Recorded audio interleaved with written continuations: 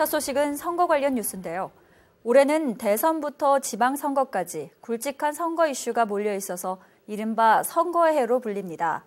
특히 서초갑 지역은 의원 사퇴로 인한 국회의원 보궐선거까지 예정돼 있어서 주민 관심이 모아지고 있습니다. 올해 우리 지역 선거 이슈를 최면희 기자가 짚어봤습니다. 3월 9일로 예정된 20대 대통령 선거가 후보 확정 이후 본궤도에 오르며 각종 이슈 검증에 반박, 재반박이 오가며 경쟁이 더 치열해지고 있습니다. 양 후보는 일찌감치 지역을 찾아 주민과 소통하고 공약을 알리는 행보를 이어가고 있습니다. 국회의원 보궐선거가 확정된 서초갑은 대선과 같은 날 선거가 치러지게 되면서 주목을 받고 있습니다. 대선 출마까지 선언했던 윤희숙 국회의원이 부친 부동산 의혹에 8월 사퇴한 겁니다. 여기에 서초갑 국회의원 보궐선거를 염두에 둔 조은희 서초구청장까지 11월 자리를 내려놨습니다.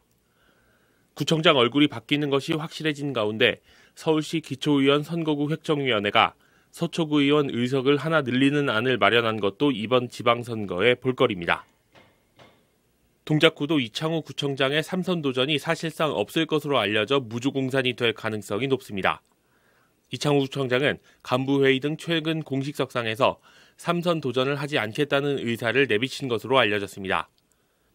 이에 따라 현역 지역 정치인을 포함한 잠재 구청장 후보군이 다수 포진돼 있어 이들이 구청장 선거에 뛰어든다면 지역 정가가 요동칠 것으로 보입니다.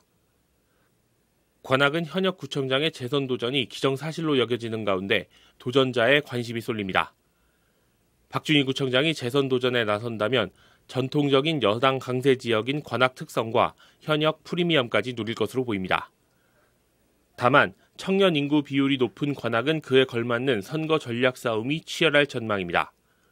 청년 유권자의 표심이 정책이나 이슈에 따라 많은 변화를 보이기 때문에 다양한 맞춤 전략도 관전 포인트입니다.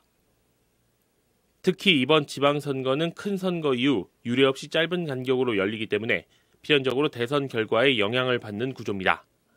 대선에 지는 쪽은 지방선거에 맞춰 지도부 구성이나 선거 전략 수정 등 전열을 정비할 시간이 상대적으로 부족하기 때문입니다. 대선이 곧 지선이라는 말이 나오는 이유입니다.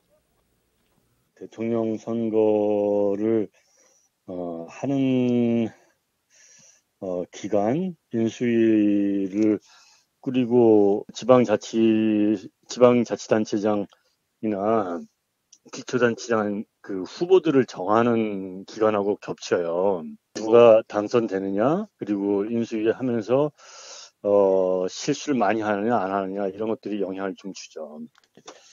이런 선거들을 사례를 보면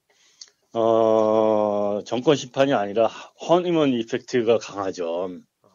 이 밖에도 일부 지역에서의 선거구 획정안 파열음과 피선거권 연령 하향을 통한 20대 정치 참여 확대 등이 2022년 선거의 주요 변수로 꼽히고 있습니다.